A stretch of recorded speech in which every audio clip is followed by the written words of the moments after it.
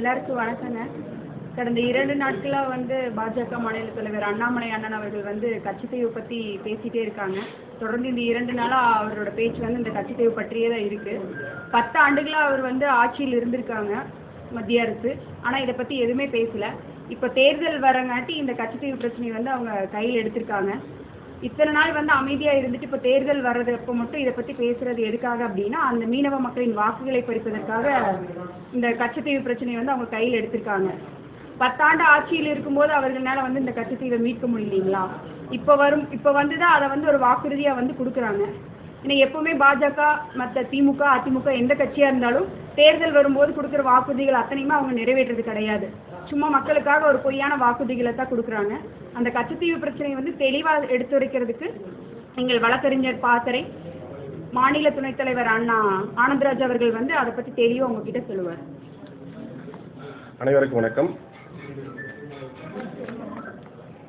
கடந்த 2 நாட்களாக பாஜகவினுடைய மாநில தலைவர் அவர்கள் தகவல் அறியும் உரிமை சட்டத்தில் பெற்ற சில ஆவணங்களை வைத்து இந்த கச்சத்தீவு பிரச்சனையை இப்போ வெளியே பொதுமக்கள் மத்தியில் பேசிட்டு இருக்காரு. திமுக, காங்கிரஸ், அதிமுக, பாரதிய ஜனதா கட்சி, இந்த 4 கட்சிகளை பொறுத்து நாம் தமிழர் கட்சி எப்போதும் ஒரே நிலைப்பாட்டில் தான் இருந்திருக்குது. இவர்கள் ஆட்சி மாறுமே ஒழிய இவர்களுடைய காட்சி என்றைக்கும் மாறாது அப்படிங்கிறது நாம் தமிழர் கட்சியுடைய நிலைப்பாடு.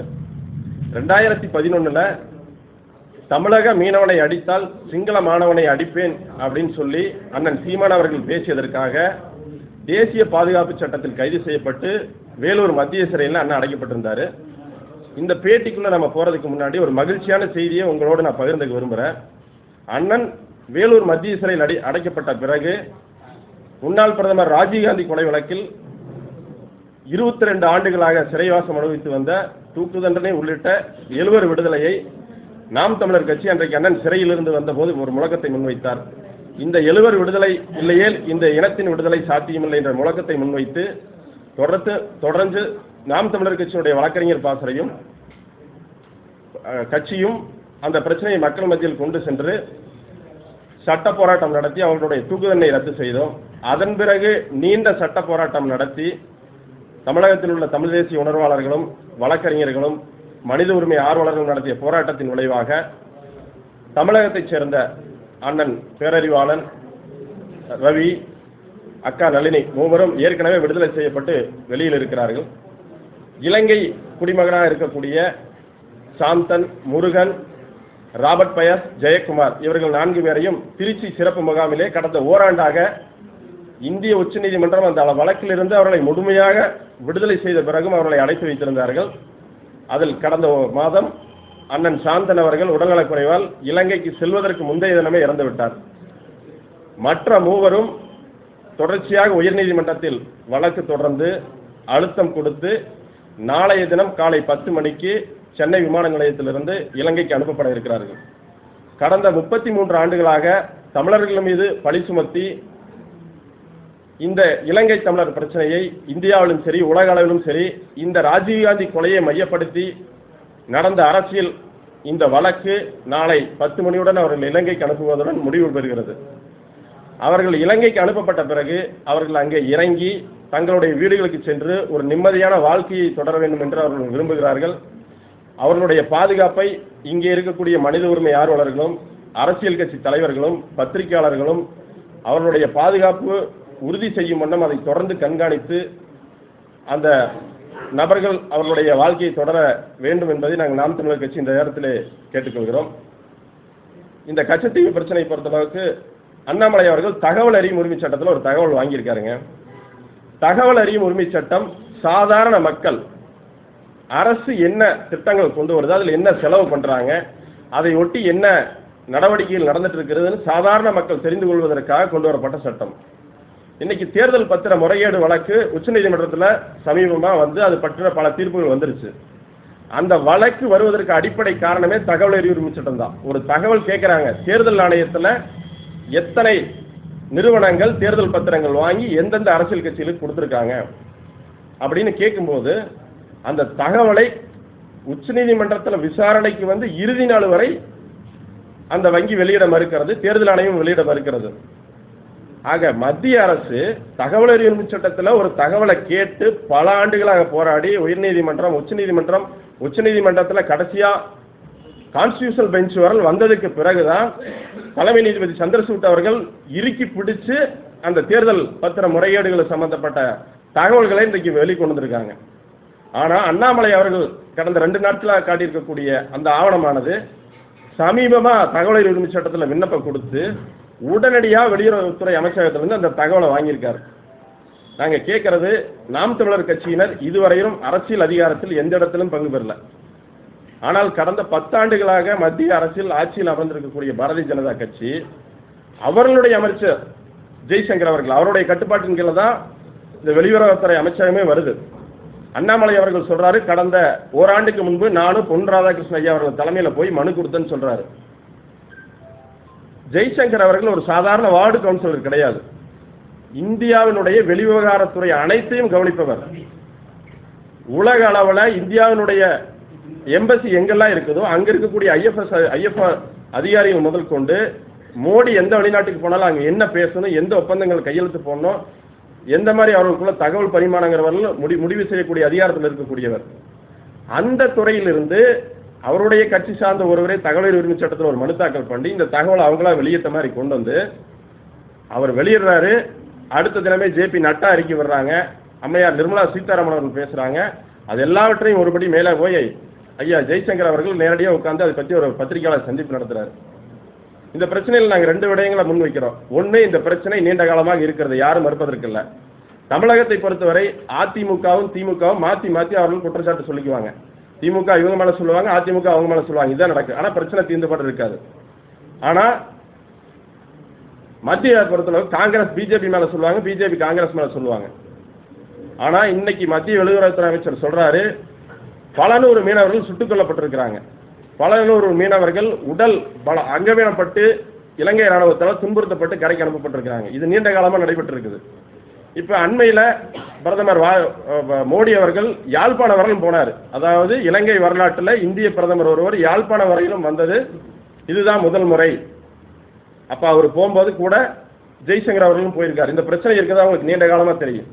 அதற்கப்புறம் அண்ணாமலை அவர்கள் ஒரு சுற்றுப்பயணம் போனார். அவர் பதவி கட்சிக்கு வந்த பிறகு இலங்கைக்கு ஒரு சுற்றுப்பயணம் போனார். அதன் பிறகு அண்மையில் நிதியமைச்சர் நிர்மலா சீதாராமன் அவர்கள் இலங்கைக்கு போயிட்டு அங்கே இருக்கக்கூடிய ஒரு கோயிலில் போய் வழிபாடு நடத்திட்டு வெளியில் வந்து தேவாரம் திருவாசகம் இங்கே ஒரு உணர்ச்சி பூர்வமாக பாண்டிங்க, அதை நான் பார்த்து மெய் சிலுத்து போனங்கிறாங்க. அப்போ இத்தனை முறை நீங்கள் இலங்கை போயிருக்கிறீங்க, போனப்பும் பேசலை, போயிட்டு வந்ததுக்கப்புறம் பேசலை. இந்த பிரச்சனை எத்தனை ஆண்டு காலம் இருக்குன்னு எல்லாத்துக்குமே தெரியும். ஐயா ஸ்டாலின் அவர்கள் 22 முறை கடிதம் எழுதினாரு, அதற்கு நான் பதில் கடிதம் எழுதணுங்கிற அவர் அமைச்சர் சொல்றாரு. ஐயா ஸ்டாலின் அவர்கள் எப்படியாவது அவங்க அப்பா செஞ்ச பாவத்தை கழுவணும்னு சொல்லி கடிதமாக எழுதிட்டு இருக்காரு. மத்திய அரசு அதுக்கு பதில் எழுதிட்டு இருக்குது. ஒவ்வொரு முறையும் பதில் எழுதும் போது மத்திய அமைச்சர் வந்து ஏற்கனவே ஒரு அதிகாரி கொண்டு கொடுப்பாரு, ஐயா அந்த மாதிரி ஸ்டாலின் கடிதம் எழுதியிருக்காரு, அப்படியா ஏற்கனவே ஒரு பதில் அனுப்பியிருக்கலாம், அதையும் இன்னொரு பிரிண்ட் அவுட் எடுத்துட்டு வாங்க, நான் இன்னொரு சைன் பண்ணி அனுப்பிச்சிடும், அதையும் பதில் அனுப்பிடுங்க. இதெல்லாம் முறை. ஐபிஎஸ் படித்த அண்ணாமலை அவர்களுக்கு தெரியும், ஒரு காவல் நிலையத்தில் ஒரு ஆய்வாளர் இருக்காருன்னா ஒரு வழக்கு சம்பந்தமாக நீதிமன்றத்தில் ஒரு பதில் கொடுக்கறதா இருந்தால் அந்த வழக்கினுடைய ஆரம்பம் முதல் இன்றைய வரையில் என்ன நடந்திருக்குதோ எல்லாத்தையும் பார்த்துட்டு தான் பதில் கொடுப்பாங்க. 22 முறை நீங்கள் இது சம்பந்தமாக பதில் கொடுத்துருக்கீங்க தமிழ்நாடு அரசுக்கு. 22 முறை நீங்கள் பதில் கொடுக்கும் போதும் இந்த இலங்கை பிரச்சனை, இந்த மீனவர் பிரச்சனை எல்லாமே உங்களுக்கு நன்கு தெரியும். இது சம்பந்தமாக ஏற்கனவே இந்திய உச்சநீதிமன்றத்தில் 4 வழக்குகள் நிலுவையில் இருக்குது. ஒன்று அம்மையார் ஜெயலலிதா அவர்கள் 2008 தாக்கல் செய்த வழக்கு, இன்னொன்று ஐயா கருணாநிதி அவர்கள் 2013 தாக்கல் செய்த வழக்கு, இன்னொன்று 2016 சென்னை உயர்நீதிமன்றத்தில் மீனவ சங்கம் ஒன்று தாக்கல் செய்த வழக்கு தள்ளுபடி செய்யப்பட்டு இப்போ உச்சநீதிமன்றத்தில் மேல்முறையீட்டில் இருக்குது. இன்னொரு வழக்கு கே ரமேஷ் என்றவருடைய ஒரு தனிநபர் தாக்கல் செய்த வழக்கு. 4 வழக்குகள் இன்றைக்கு உச்சநீதிமன்றத்தில் நிலுவையில் இருக்குது. 2014 அதாவது பிஜேபி கவர்மெண்ட் வந்ததுக்கு பிறகு இந்த வழக்கில் இந்த 10 ஆண்டுகளை என்ன நடவடிக்கை மேற்கொண்டிருக்கிறீங்க? இப்போ அண்ணாமலை தினமும் பத்திரிகையாளர் சந்திப்பு நடத்தலாம், அவர் என்ன வேணாலும் பேசலாம். ஆனால் ஒரு அரசு, ஒரு அதிகார வர்க்கம், ஒரு ஆட்சியில் இருக்கக்கூடிய நிர்வாகம் ஒரு நீதிமன்றத்தில் அந்த பிரச்சனை சம்பந்தமான வழக்கு நிலுவையில் இருக்கும்போது நீங்கள் கவுண்டர் அஃபிடவிட் ஃபைல் பண்ணணும். இந்த பிரச்சனையை நாங்கள் இப்படி பார்க்குறோம் அப்படின்னு சொல்லி தாக்கல் பண்ணணும். இதுவரையிலும் கடந்த 10 ஆண்டுகள் ஏன் நீங்கள் தாக்கல் செய்யவில்லை? பேசிட்டார். 22 முறை கடிதம் அனுப்ப தெரியுது, இலங்கைக்கு போக தெரியுது, அங்கே பேசுகிறீங்க, வர்றீங்க, இது சம்மந்தமாக நாங்கள் மனு கொடுத்துன்னு சொல்கிறீங்க. மனு கொடுக்க வேண்டிய எங்களை போன்று இருப்பவர்கள், அதிகாரத்தில் இல்லாதவர்கள் மனு கொடுக்கலாம். அதிகாரத்தில் இருப்பவர்கள் தீர்வை சொல்லணும். இன்றைக்கு இந்த வழக்கு அப்படியே கிடப்பில் போடப்பட்டிருக்குது. இதே பாருங்க, ஆர்டிகல் 317 காஷ்மீர் வழக்காகட்டும், பாபர் மஸ்ஜித் எடுத்த வழக்காகட்டும், இப்போ நானாபாபி மசூதியில் ஒரு பிரச்சனை கிளப்பியிருக்காங்க. இந்த வழக்குகள் எல்லாம் விரைந்து நடக்கிறது. ஆனால் ஏன் இந்த கச்சத்தீவு வழக்கில் 2014 சென்னை உயர்நீதிமன்றத்தில் அந்த மீனவர் சங்கம் தாக்கல் செய்த வழக்கு 2014 தான் ஜட்ஜ்மெண்ட் ஆகுது. அதில் உங்கள் அட்டார்னி ஜெனரல், மத்திய அரசின் சார்பாக இருக்கக்கூடிய அட்டார்னி ஜெனரல் என்ன கவுண்டர் அஃபிடவிட் ஃபைல் பண்ணியிருக்காரு? ஒன்று, இது கொடுத்ததா, ஏற்கனவே காங்கிரஸ் அதே போல தான் பல ஆண்டுகள் சொல்லிட்டு இருக்காங்க, அது கொடுத்தா நாங்கள் திரும்ப எடுக்க முடியாது, காங்கிரஸோடைய நிலைப்பாடு. நீங்கள் என்ன பண்ணியிருக்கீங்க? பிஜேபி என்ன கவுண்டர் அஃபிடவிட் ஃபைல் பண்ணியிருக்கீங்கன்னா எதுவுமே கிடையாது. அமைதியாக நாங்கள் நடவடிக்கை எடுக்கிறோம், நாங்கள் இது சரி பண்ணுறோம், இது வந்து இரு நாடுகளுக்கு இடையிலான டிப்ளமேட்டிக் பிரச்சனை. அண்ணாமலை அவர்கள் குறிப்பாக இலங்கைக்கு சென்ற போது 13வது சட்ட திருத்தத்தை நாங்கள் அமல்படுத்தி தமிழர்களுடைய வடக்கு கிழக்கு மாகாணங்களில் தமிழர்களுக்கு ஒரு அதிகார பகிர்வு நாங்கள் கொண்டு வரக்கு வலியுறுத்துறோம்னு சொன்னார். அது 1987, அதாவது இவர் பிஜேபி, காங்கிரஸ் ராஜீவ்காந்தி ஜெயவர்தனா போட்ட ஒப்பந்தத்தின் அடிப்படையில் கொண்டு வரப்பட்டது அந்த 13வது அமெண்ட்மெண்ட். இந்தியாவில் எப்படி மத்திய அரசு தமிழக மாநில அரசு இருக்கிற மாதிரி அங்கே இலங்கையில் கொழும்புல மத்திய அரசும் தமிழர்கள் வசிக்கக்கூடிய வடக்கு கிழக்கு மாகாணங்களில் ஒரு மாநில அரசு அந்தஸ்து கொடுக்கணுங்கிறத அந்த அமெண்ட்மெண்ட். இது ஏற்கனவே 1987 ராஜீவ்காந்தி ஜெயவர்தன் ஒப்பந்தம் போட்ட பொழுது எங்களுடைய தலைவர் மேதகு பிரபாகரன் அவர்கள் இது தமிழர்களுக்கு எல்லளவும் பயன் தராது என்று அதை அன்னைக்கு நிராகரிச்சிட்டாங்க. தமிழ் மக்களும் அதை அடுத்து வந்த தேர்தலில் அந்த தீர்வை முன்வைத்து தேர்தலில் எதிர்த்து வாக்களித்து அதை நிராகரிச்சிட்டாங்க. ஆனால் 1987 இன்னைக்கு 2023 வரையிலும் அந்த ஒரு வெறும் காலி பெருங்காய டப்பா வச்சு தான் மத்திய அரசு உருட்டிட்டு இருக்கிறாங்க. அந்த 13வது சட்ட திருத்தம் என்ன அப்படின்னா, இங்க தமிழகத்தில் ஒரு கிராம நிர்வாக அலுவலர், வில்லேஜ் அட்மினிஸ்ட்ரேட்டிவ் ஆஃபீஸருக்கு இருக்கக்கூடிய அதிகாரம் கூட அங்க இருக்கிற முதலமைச்சருக்கு கிடையாது. இலங்கை உச்சநீதிமன்றத்தின் முன்னாள் நீதிபதி ஐயா விக்னேஸ்வரன் அவர்கள் வடக்கு மாகாண முதலமைச்சராக இருந்தபோது ஒரு தகவலை சொல்றார். என்னுடைய அலுவலகத்தில் ஒரு நாற்காலி வாங்குவதற்கு கூட எனக்கு அதிகாரம் கிடையாது, நான் அதை கொழும்புல கேட்டு அனுமதி வாங்கித்தான் ஒரு நாற்காலி வாங்கணும்னு சொல்றாரு. நில அதிகாரம் கிடையாது, காவல்துறை அதிகாரம் கிடையாது, நிதி வசூல் அதிகாரம் கிடையாது, என்னென்ன செலவு. இங்கே ஒரு டம்மி போஸ்ட் பிஏவுக்கு தமிழகத்தில் இருக்கக்கூடிய அதிகாரம் கூட அங்கே இருக்கிற மாகாண முதலமைச்சர் கிடையாது. ஆனால் ஐயா மோடி அவர்கள் இலங்கைக்கு போனப்போ அதே தான் பேசுகிறாங்க, அண்ணாமலை அவர்கள் போனப்போ அதான் பேசுகிறாங்க, நிர்மலா சீதாராமன் போனோம் அதே 13வது சட்ட திருத்தம். இன்றைக்கு இலங்கையில் முழுக்க சீன அரசு கிராமங்கள் வரையில் ஊடுருவிட்டாங்க. கொழும்புல 200 ஏக்கர் நிலத்தை 99 ஆண்டுகளுக்கு இலங்கைக்கு தாரை வாத்துட்டாங்க. அவன் கிட்டத்தட்ட சீனாவினுடைய ஒரு இடத்தையும் நாட்டினுடைய ஒரு பகுதியாக அந்த இடத்தை நிறுவிட்டான். அந்த இடத்திற்குள்ள இலங்கையினுடைய சட்டங்கள் எதுவும் செல்லுபடியாகாது. ஆனால் இன்றைக்கு வெளியுறவுத்துறையை பொறுத்தவரையில் இந்தியாவில் காங்கிரஸ் ஆகட்டும் பிஜேபி ஆகட்டும் ஒரே கொள்கை தான், அது தமிழர்களுக்கு எதிரான நிலைப்பாடு. இன்னைக்கு மாலத்தீவில் இந்திய ராணுவத்தை அங்கே இருக்கக்கூடிய அரசு வெளியேற்றிட்டு இருக்குது. கோயம்புத்தூர் மாநகராட்சியில் இருக்கக்கூடிய மக்கள் தொகையில் 1/3 மக்கள் தொகை தான் மாலத்தீவு. இந்திய மக்கள் தொகை 130 கோடி, ஆனால் இலங்கை மக்கள் தொகை வெறும் 2.5 கோடி மக்கள் தொகை தான். ஆனால் இவ்வளவு பெரிய அரசு அண்டை நாடுகளில் சீனா எங்கிருந்தோ ஆபரேஷன் முத்துமாலைங்கிற பேரில் இலங்கையிலே ஊடுருவிட்டாங்க, மாலத்தீவுலையும் ஊடுருவிட்டாங்க. ஆனால் இவங்க தேசத்தை பாதுகாக்கிறோம் என்று சொல்லக்கூடிய இவர்கள் இதற்கு எதிராக என்ன நடவடிக்கை எடுத்திருக்காங்க? தலைவர் பிரபாகரன் அவர்களும் விடுதலை புலிகள் இயக்கமும் அங்கே களத்தில் நின்றவரை சீனா உள்ள இருந்ததா? அவர்கள் 30 ஆண்டுகள் அறவழி போராட்டமும் 30 ஆண்டுகள் ஆயுத போராட்டமும் நடத்தியிருக்காங்க. சிங்களவர்களோடு எங்களால் இணைந்து வாழவே முடியாது. இலங்கை அரசை பொறுத்தவரையில் சீனாவிற்கு தலையையும் இந்தியாவிற்கு வாழையும் காட்டிக்கொண்டு இருபக்கமும் அவர்கள் உதவி பெற்றுக் கொண்டிருக்கிறார்கள். சீனா கிட்ட என்னங்கிறது, நீங்க எனக்கு உதவி செய்யலாம், இந்தியா பக்கம் போயிடுங்க. இந்தியா கிட்ட என்ன சொல்றது, நீங்க எங்களுக்கு உதவி செய்யலாம், நாங்கள் சீனா கிட்ட போயிடுன்னு சொல்றது. ஆனா இந்த இலங்கைக்கும் இந்தியாவிற்கும் இடையில் வாழ்ந்து கொண்டிருக்கக்கூடிய பூர்வகுடி சமூகம், தமிழ் சமூகம் ஒரு 60 ஆண்டு காலம் ஒரு சுதந்திர விடுதலை போராட்டம் நடத்திய பிறகு அதை ஒரு பயங்கரவாத நடவடிக்கை என்று சொல்லி இந்தியாவினுடைய அரசு ஆயுதங்களை கொடுத்து அழித்து முடித்தார்கள். இது காங்கிரஸும் செஞ்சது. அதன் பிறகு அதை மாற்றி நாங்கள் தான் மாற்று 10 ஆண்டுகள் நாங்கள் ஆட்சியில் இருந்தோம்னு சொல்லக்கூடிய பிஜேபியும் அதான் செய்யுது. காரணம் என்னன்னா, இவர்கள் தமிழர்களை பொறுத்து எப்போதும் எதிர்மனையில் இருப்பவர்கள். இன்றைக்கு ஐபிஎஸ் படிச்சிருக்கிற அண்ணாமலை அவர்களுக்கு தெரியும்,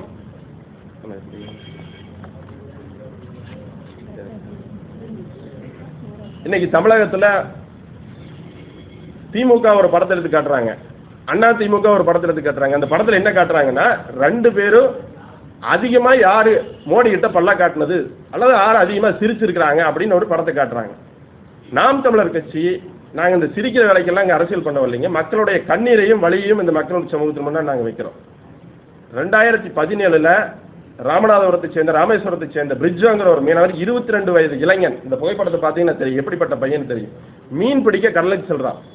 அவனுடைய கழுத்தில் சுடப்பட்டு உடன் வந்த சரவணன்கிற ஒரு மீனவரோட உடலோட கரைக்கு வர்றான்.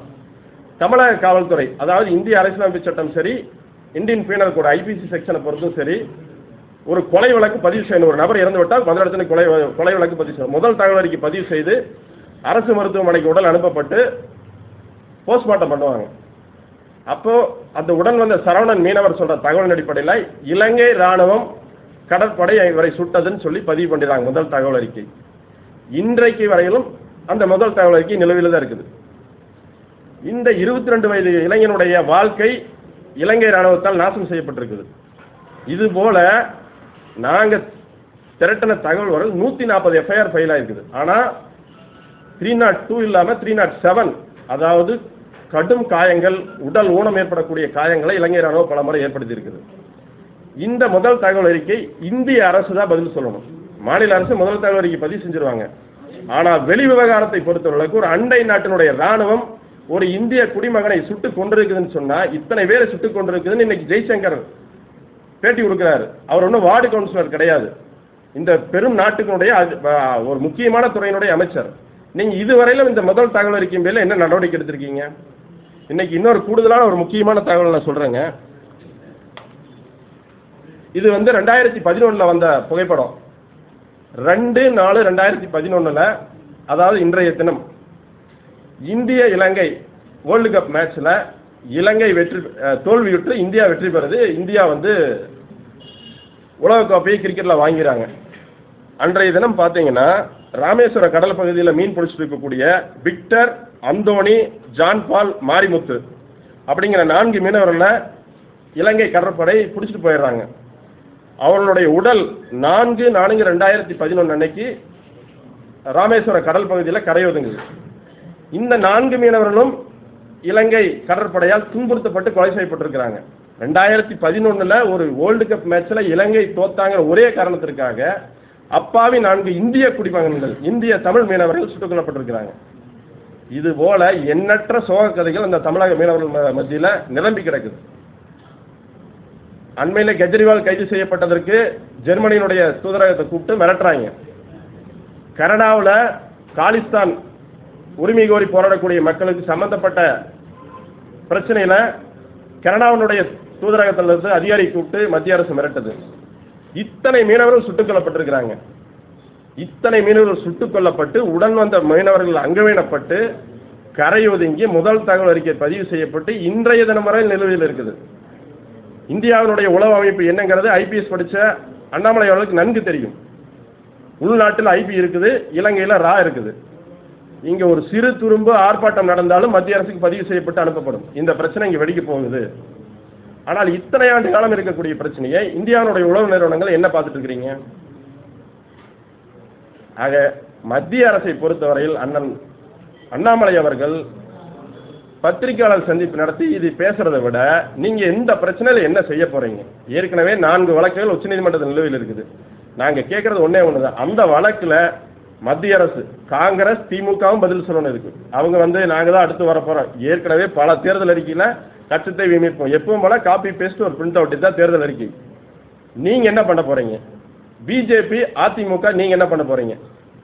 அம்மையார் ஜெயலலிதா 2008 தாக்கல் செய்த வழக்கும் சரி, 2013 ஐயா கருணாநிதி அவர்கள் தாக்கல் செய்த வழக்கு சரி, 2 தரப்புமே எதிர்கட்சியா இருக்கும்போது தாக்கல் செய்த வழக்கு எல்லாமே அரசியல் காரணங்களுக்காக தாக்கல் செய்யப்பட்ட வழக்குகளை ஒழிய தமிழக மீனவர்களுடைய பிரச்சனையை உண்மையில் தீர்க்க வேண்டும் அப்படிங்கிற எண்ணம் அவங்களுக்கு சிறிதளவும் கிடையாது. கட்சி மாறலாமா ஒழிய மத்தியில காட்சிகள் மாறுவதில்லை. மத்தியில் இருக்கக்கூடிய மத்திய அரசினுடைய நிர்வாக அமைப்பு, அதாவது பியூரோக்ரசி, அது என்றைக்கும் இலங்கையில் இருக்கிற தமிழ்நாட்டு சரி, தமிழகத்தில் இருக்கிற தமிழ்நாட்டு சரி, எதிர்நிலையில தான் முடிவெடுத்துட்டு இருக்கிறாங்க. அது பிஜேபி அரசாக இருந்தாலும் காங்கிரஸ் அரசாக இருந்தாலும் மாறி மாறி குற்றச்சாட்டுக்களை சொல்வதை விட்டுவிட்டு இந்த பிரச்சனைக்கு ஒரே தீர்வு இன்றைக்கு நடந்த உச்சநீதிமன்றத்தில் இருக்கக்கூடிய நிலுவையில் இருக்கக்கூடிய வழக்குகளை மத்திய அரசின் சார்பில் நீங்க காங்கிரஸ் வந்தாலும் சரி, பிஜேபி வந்தாலும் சரி, நாங்கள் இதில் கவுண்டர் அஃபிடவிட் தாக்கல் செய்யும் போது அன்றைக்கு அரசியல்காரங்களுக்காக கொடுத்துட்டாங்க. இது நாங்கள் வந்து இன்னைக்கு ஏற்றுக்கல. இன்னைக்கு வந்து மீனவர்களுக்கு இவ்வளோ பாதிப்பாகுது. அரசு இந்த மனுதாரருடைய பிரேயரை ஏற்றுக்கொள்ள வேண்டும், நீதிமன்றத்தில் தாக்கல் பண்ணுங்க. இரு நாடுகளுக்கு இருக்கக்கூடிய ஒப்பந்தத்தை எந்த நாட்டினுடைய உச்சநீதிமன்றத்தில் வழக்கு தாக்கல் பண்ணிடலாம், அங்கே ரத்து செய்யலாம். இலங்கை ராஜீவ் ஜெயவர்தன் ஒப்பந்தத்தை அங்கே இலங்கையில் இருக்கக்கூடிய ஜனவிக்தி பிரமணாங்கிற கட்சி ஸ்ரீலங்கன் உச்சநீதிமன்றத்தில் அந்த ஒப்பந்தம் இலங்கை அரசியலமைப்பு சட்டத்துக்கு எதிரான வழக்கு தாக்கல் செஞ்சு அதை நீர்த்து போக வச்சுட்டாங்க, அதை ரத்து செஞ்சுட்டாங்க. அதுபோல நீங்கள் சிங்களவர்கள் ஒருபோதும் தமிழர்களுக்கு ஆதரவாக நிற்க மாட்டாங்க. சிங்களவர்கள் என்றைக்கும் இந்தியாவிற்கு எதிராகவும் தமிழர்களுக்கு எதிராகவும் தான் நிற்பாங்க. இன்னைக்கு அவங்க சீனா பக்கம் போயிடுவாங்க, அதை நாங்கள் இராணுவ தளவாடங்கள் உள்ளிட்ட படகுகள் கொடுக்குறோம், எல்லாமே கொடுத்தீங்கனாலும் அது நாளைக்கு தமிழக மீனவர்களுக்கு எதிராக தான் திரும்பு. இந்த பிரச்சனையை புரிஞ்சுக்கிட்டு ரெண்டு பேரும் மாறி மாறி குற்றச்சாட்டு சொல்ல, ரெண்டு பேருமே தவறு செஞ்சுருக்கிறீங்க, ரெண்டு பேருமே மௌனம் காத்திருக்கிறீங்க. இன்றைக்கு வரையிலும் ராமேஸ்வரத்துக்கு ஐயா மோடி அவர்கள் போகிறாரு, அங்கிருந்து பார்க்கும் தூரத்தில் தான் கச்சத்தீவு. நான் 2010 கச்சத்தீவு போயிட்டு வந்திருக்கேன், நேரடியாக பார்த்துருக்கிறேன். அது 285 ஏக்கர் 20 சென்ட் உள்ள ஒரு நிலப்பரப்பு. இலங்கைக்கும் இந்தியாவுக்கும் இடைப்பட்ட பகுதியில் இருக்கக்கூடிய அது ஒரு பாறை மற்றும் ஒரு புதர்கள் அடக்கி ஒரு மண் திட்டு, அவ்வளோதான். அங்கே குடிக்கிற தண்ணி கூட கிடையாது. ஆனால் அது ஒரு இராணுவ முக்கியத்துவம் வாய்ந்த ஒரு பகுதியை இன்னைக்கு மாறி நிற்கிறதுக்கு காரணம் சீனா உள்ள வந்திருக்குது. இன்றைக்கு வரக்கூடிய இலங்கையில் வரக்கூடிய தேர்தலுக்கு ஐயா ஜெய்சங்கர் பேசுறது அங்கே எதிரொலிக்கலாம். ஏன்னா அங்கே வந்து இவங்க ஏதாவது ஒரு வேலை செய்வாங்க, இந்திய அரசு அங்கே வந்து தமக்கு சாதகமான அரசு வர்றதுக்காக கூட இப்படி அறிவிக்கலாம். ஆனால் உண்மையில் மீனவர்கள் மீது நலன் இருக்குமானால் நீங்கள் உச்சநீதிமன்றத்தில் இருக்கிற வழக்கில் இந்த பிரச்சனைக்கு ஆதரவாக மீனவர்கள் பக்கம் நின்று அரசு அபிடவிட் தாக்கல் பண்ண இந்த பிரச்சனை முடிஞ்சிடும். இதுதான் நாம் தமிழர் கட்சி வைக்கக்கூடிய கோரிக்கை. அண்ணாமலை ஆகட்டும், திமுகவில் இன்னைக்கு பிரச்சாரத்துக்கு ஐயா ஸ்டாலின் அவர்கள் வரப்போகிறாங்க, உதயநிதி ஸ்டாலின் அவர்கள் வரப்போகிறாங்க, காங்கிரஸ் சேர்ந்த ராகுல் காந்தி அவர்களும் வரலாம். யார் வந்தாலும் இதற்கு ஒரு தீர்வை சொல்லுங்கள். ஐயா அண்ணாமலை அவர்கள் சொல்கிறது மாதிரி நாங்கள் பெட்டிஷன் கொடுத்தோம், பெட்டிஷன் கொடுக்கறது முக்கியம் அல்ல, நீங்கள் ஆட்சி அதிகாரத்தில் மாறி மாறி இருந்திருக்கீங்க, இதற்கு என்ன தீர்வு சொல்கிறீங்கிறது தான் இங்கே முக்கியம். இதை நாங்கள் மக்கள் மன்றத்தில் வைக்கிறோம். இதை மக்கள் மன்றத்தில் வைத்து எங்களுடைய பொள்ளாச்சி நாடாளுமன்ற வேட்பாளர் மருத்துவர் சுரேஷ் அவர்களும் கோவை நாடாளுமன்ற வேட்பாளர் கலாமணி அவர்களும் இதை மக்கள் மத்தியில் நாங்கள் தொடர்ச்சியாக பிரச்சாரத்தை எடுப்போம் என்பதை நாங்கள் முதல் தெரிவிச்சுக்கிறேங்க.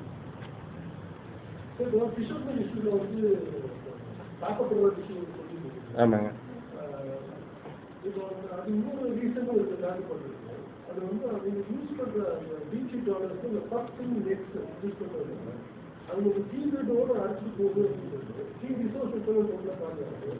அதனால வந்து எங்களுக்கு வாழ்வாதாரம் போகணும்னு சொல்லி இலங்கையில் தமிழ் மீனவர்களுக்கு கொடுக்குற கம்பெனி. கண்டிப்பாங்க. அண்ணா ஒரு முக்கியமான பிரச்சனை சொல்கிறாங்க, இதை யாருமே வெளியில் பரவலாக பேசுறதில்ல. இப்போ இலங்கையில் கூட 2 நாட்கள் முன்பு டக்ளஸ் தேவானந்தாங்கிறவருடைய தலைமையில் இலங்கையில் மீனவர்கள் ஆர்ப்பாட்டம் பண்ணியிருக்காங்க. அதாவது நான் நம்மாழ்வாருடைய மாணவன்கிற அடிப்படையில் சொல்கிறேன், இங்கே நம்ம வந்து இயற்கை விவசாயம் செயற்கை விவசாயம் என்று நாம் பேசிக்கொண்டிருக்கோம் சமதள பரப்பில். ஆனால் கடல் பகுதியில் மீனவர்கள் மீன் பிடிக்கிறதனுடைய நடைமுறைகள் இன்னைக்கு அறிவியல் தொழில்நுட்பத்தின் வாயிலாக பல இடங்களில் மாற்றங்கள் நிகழ்ந்திருக்குது. பெரும் முதலாளிகள் பெரிய பெரிய போட்டை வச்சு இரட்டை மடிப்பு வலைங்கிறத பயன்படுத்துகிறாங்க. அது இந்திய அரசும் ரெகுலேட் பண்ணல, அங்கே இருக்கக்கூடிய மீனவர்களும் எப்படியாவது சம்பாதிக்கணும் அப்படிங்கிற நோக்கில் அந்த இரட்டை மடிப்பு வலையை பயன்படுத்துகிறாங்க.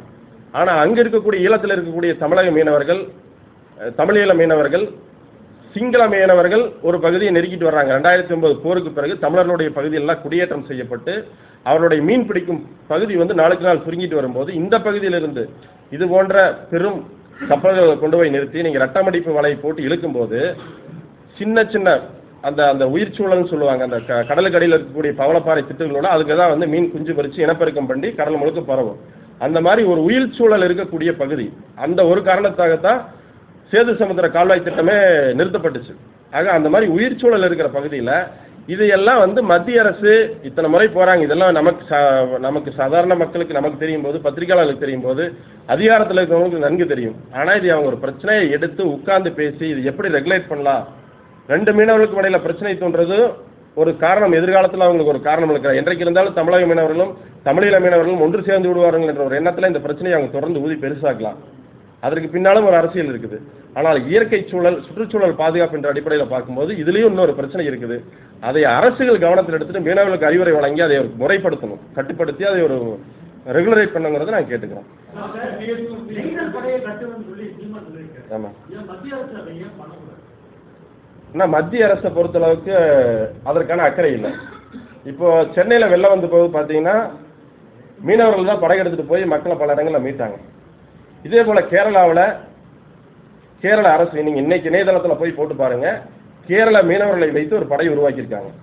அவங்க உருவாக்கிட்டாங்க. நாங்கள் கேட்கறது மத்திய அரசுக்கு அதற்கான தேவையில்லை. மத்திய அரசுக்கு என்ன, இந்த 19ஆம் தேதி வரல இந்த தேர்தல் நடக்கணும், அண்ணாமலை கொடுத்துருக்க அசைன்மெண்ட், இது எப்படியா இந்த பிரச்சனையெல்லாம் கடத்தி விடுங்க, ஏதாவது ஒன்று பேசுங்க, பிரச்சனையை கடத்தி விடுங்க. இப்போ இன்னைக்கு இந்த கர்நாடகா பிரச்சனையை விட மிக முக்கியமான பிரச்சனை எதிர்கால தமிழகம் சந்திக்க போகுது. மேகதாதுல 6000 கோடி ரூபாயில கர்நாடக அரசு அணை கட்ட போகுது. காங்கிரஸ் கட்சியை சேர்ந்த சிவகுமார் துணை முதலமைச்சர் அறிவிச்சிட்டார், அது கட்டது உறுதியாக நாங்கள் கட்ட போறோம்னு. அப்படி அவர்கள் சட்டமன்றத்தில், கர்நாடக சட்டமன்றத்தில் அவங்க பேசும்போது பாரதிய ஜனதா கட்சி என்ன அறிவிப்பு கொடுத்துருக்கீங்க? காங்கிரஸ் தமிழர் இனவிரோத கட்சி, எங்களை விட நாம் தமிழர் கட்சியை விட காங்கிரஸ் எதிர்ப்பு யாரும் கிடையாது, திமுக எதிர்ப்பு நாங்கள் முதன்மை வைக்கிறோம். பிஜேபி நீங்க அங்க என்ன பண்ணீங்க? இப்போ மோடி தான் கர்நாடகாவுக்கும் பிரதமர், தமிழகத்துக்கும் பிரதமர். நீங்க மறுத்தால் நான் மறுத்தால் அவர் தான் பிரதமர். பாரதிய ஜனதா கட்சியினுடைய மத்திய தலைவர் ஜே.பி. நட்டா தான் அங்க இருக்கக்கூடிய மாநில கட்சியின் தலைவர், இங்க இருக்கக்கூடிய மாநில கட்சியின் தலைவர். ஆனா ஏற்கனவே பல அணைகளை கட்டி பல்லாயிரம் ஆண்டுகளாக இன்னைக்கு அண்ணாமலை அவர்கள் சொன்னால் நெடுந்தீவில் இருந்து ராமநாத சாமி கோயிலுக்கு பால் வந்துட்டு இருந்து, நெய் வந்துட்டு இருந்து எல்லாம் சொல்றாரு. தஞ்சை டெல்டா விவசாயிகள் இன்றைக்கு சந்திச்சு கொண்டிருக்கக்கூடிய துயரத்திற்கு காரணம் இந்த காங்கிரஸ், திமுக, பிஜேபி இவர்கள் அவரவர்களுடைய ஆட்சி காலத்தில் அவர்களுடைய நலனுக்காக தமிழர் உரிமையை விட்டுக் கொடுத்ததான் காரணம். இன்னைக்கு இந்த மேகதாது அணை கட்டிட்டாங்கன்னா தமிழகம் முழுக்க பாலைவனமாக மாறிவிடும். இதை பற்றி காங்கிரஸ், திமுகவுக்கு அக்கறை கிடையாது. இதை பற்றி பாரதிய ஜனதா கட்சி பேசவே மாட்டாங்க. இன்னைக்கு தகவல் உரிமை சட்டத்தில் இந்த தகவல் எடுத்து சொல்லக்கூடிய அண்ணாமலை அவர்களுக்கு நான் கேட்டுக்கிறேன், இந்த மேகதாது அணையில பிரச்சனையில கர்நாடக சட்டமன்றத்தில் பாரதிய ஜனதா கட்சி நீங்க என்ன நிலைப்பாடு எடுத்து பேசுனீங்க, நீங்க வெளிப்படையாக மக்களுக்கு சொல்லுங்க. இது போய் பெட்டிஷன் அனுப்பியெல்லாம் வாங்க வேண்டியதில்லை. கர்நாடகாவில் தான் நீங்க இருந்திருக்கீங்க, அங்க இருக்கிற மாநில தலைவருக்கு ஃபோன் பண்ணா என்ன பேசுறாங்கன்னு சொல்ல போறாங்க, அதை நீங்க எடுத்து வெளியிட போறீங்க. மேகதாது பிரச்சனையில் உங்களுடைய நிலைப்பாடு என்ன? ஆக இன்றைக்கு விலைவாசி உயர்வு, வழிப்பறி பண்ணி தனியார் நிறுவனங்களுக்கு இடி ரெய்டு விட்டு பல்லாயிரம் கோடியை வசூல் பண்ணியிருக்காங்க. சாதாரண மக்களுடைய வங்கி கணக்கில் மினிமம் பேலன்ஸ் மெயின்டைன் பண்ணி அதுக்கு ஒரு அமௌண்ட் எடுக்கிறாங்க. இந்த மாதிரி சொல்லனா துயரங்களை மக்களுக்கு கொடுத்து விட்டு இந்த தேர்தல் காலங்களில் இதையெல்லாம் மறைக்கிறதுக்கு அண்ணாமலைக்கு கொடுக்கப்பட்டிருக்கிற அசைன்மெண்ட் தான் இந்த மாதிரி புதுசு புதுசா யாருக்குமே இந்த பிரச்சனை தெரியாது, நாங்கள் தான் இப்போ பேசுறோம், புதுசு புதுசாக பேச வர்றதுதான் காரணம்.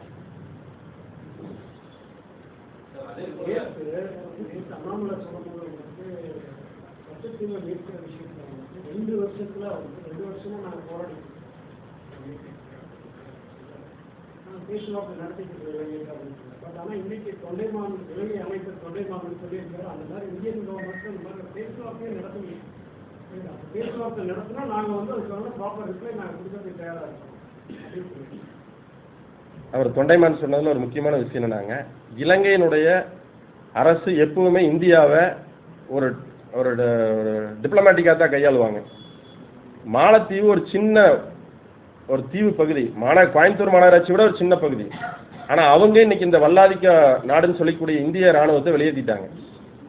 இலங்கை அரசு எப்படியாவது இந்த இந்தியாவை தன்னுடைய கைக்குள்ள வச்சுக்கணும் தான் 1987 ராஜீவ் ஜெயவர்தன ஒப்பந்தத்திலிருந்து தமிழர்களுக்கு எதிரான நிலைப்பாட்டை இந்திய அரசு எடுத்ததிலிருந்து இவங்க ஆயுதங்கள் கொடுப்பாங்க, நிதியுதவி கொடுப்பாங்க, பெட்ரோல் தீர்ந்து வச்ச போய் பெட்ரோல் கொடுப்பாங்க, எல்லா உதவிகளும் பண்ணுவாங்க. ஆனால் இந்த பிரச்சனைக்கு ஒரு தீர்வு சொல்லுங்கன்னா அது தமிழர்களுக்கு தனிநாடு கொடுத்துட்டா அவங்க இந்த பகுதியில் ஒரு வல்லரசாக மாறிடுவாங்க அப்படிங்கிற ஒரே கண்ணோட்டத்தில் காங்கிரஸும் சரி பிஜேபியும் சரி இந்த பிரச்சனையை அங்கே போகும்போது பேச மாட்டாங்க.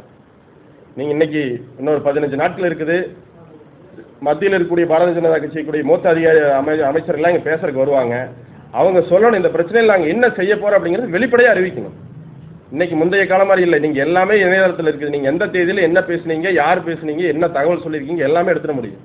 நீங்கள் பொதுமக்களுக்கு அறிவிக்கணும். இலங்கையில் தமிழர்கள் படுகொலை செய்யப்பட்டு இனஅழிப்பு செய்யப்பட்டார்கள், அதற்கு இந்தியா ராணுவ உதவி செய்தது, காங்கிரஸ் தான் செஞ்சது.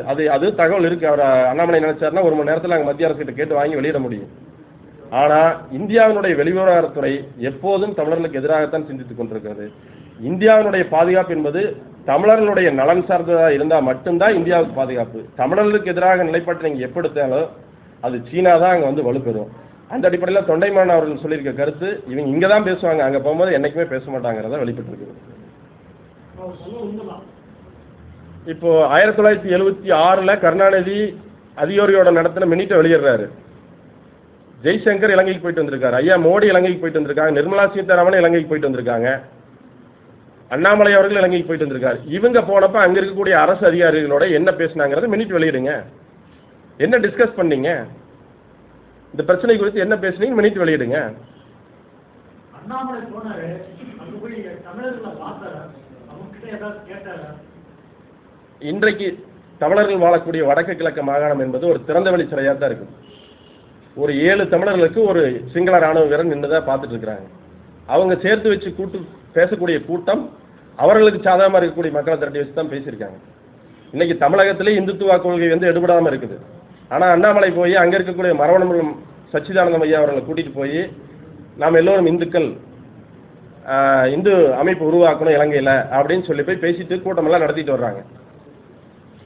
அண்மையில் சிஏஏ சட்டம், குடியுரிமை திருத்த சட்டம் கொண்டு வந்தபோது பார்த்தீங்கன்னா அண்டை நாடுகளில் மத ரீதியாக துன்புறுத்தப்பட்டு விரட்டப்படும் இந்து, கிறிஸ்துவர், பார்சி, சீக்கியர் உள்ளிட்ட மதங்களுக்கு இந்தியாவில் குடியுரிமை கொடுக்கணும்னு சொல்லியிருக்காங்க.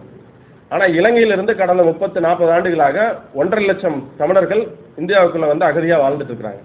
ஏன் இந்த பட்டியலில் நீங்கள் இலங்கையை சேர்க்கல? இலங்கையிலிருந்து தமிழகத்தில் வந்திருக்கக்கூடிய தமிழர்கள் இந்துக்கள் இல்லையா? அவர்கள் இன்றைக்கும் சைவ மதத்தை பின்பற்றி இருக்கிறாங்க. இவங்க பேசுகிற இந்துத்துவத்துவம் அவங்க எடுபடாது. அங்கே இலங்கையை பொறுத்தளவுக்கு தமிழர்கள் சைவ மதத்தை பின்பற்றி கொண்டிருக்கிறார்கள். இப்போ அண்ணாமலை போனது அங்கே ஒரு இந்துத்துவ இயக்கத்தை தொடங்கி வச்சுட்டு வரக்கு தான் போயிருக்காரு. போகல. அவர் போன கூட்டங்களால் நீங்கள் எடுத்து பாருங்க, யார் கூட நின்னா அவங்களுடைய அரசியல் அங்கே என்ன, அவங்க அங்கே என்ன பண்ணிட்டு இருக்கிறாங்க இலங்கையில் அப்படிங்கிறத பற்றி எதுவுமே இல்லை. போயிட்டு வந்ததுக்கப்புறமா ஒரு பத்திரிகையாளர் செஞ்சேன், இந்த நோக்கத்துக்காக போனேன், இந்த பிரச்சனை எல்லாம் அங்கே இருக்கக்கூடிய அரசுகிட்ட பேசிட்டு வந்திருக்கிறேன், இல்லை அங்கே இருக்கிற மக்கள்கிட்ட பேசி. இப்போ அண்ணன் சொன்னாங்க இரட்டை மதிப்பு வழக்கு பிரச்சனை மீனவர்களுக்குள்ள இருக்குது, இது எப்படி சரி பண்ணலாம்? ஏன்னா நீங்கள் வந்து நிலப்பரப்பு மாதிரி இங்கே இருக்கிற எஸ்எஃப் நம்பர்லேருந்து இந்த எஸ்எஃப் நம்பருக்குள்ள தான் விவசாயம் பண்ணிக்கணும்னு சொன்ன மாதிரி கடல் பகுதிகளை மீன் பிடிக்க முடியாது. அந்த நீரோட்டம், காற்றோட்டம், அந்த சூழல் எப்படி அமையுதோ, அந்த மீன்பாடு எந்த பகுதியை நோக்கி போகுதோ அந்த பகுதியை நோக்கி தான் மீனவர்கள் போய் மீன் பிடிப்பாங்க. அங்கே போய் சர்வதேச எல்லை இது, இலங்கையினுடைய எல்லை இதுன்னெல்லாம் இருக்க முடியாது. அதை ஒரு ரெகுலேட் பண்ணுறதுக்கு இன்றைக்கி இருக்கிற நவீன தொழில்நுட்ப ஜிபிஎஸ் தொழில்நுட்பத்து மூலிமா எளிமையாக தீர்த்திடலாம். ஆனால் அந்த பிரச்சனையை அவங்க தீர்க்கிறதுக்கான எண்ணமே அவங்களுக்கு கிடையாது.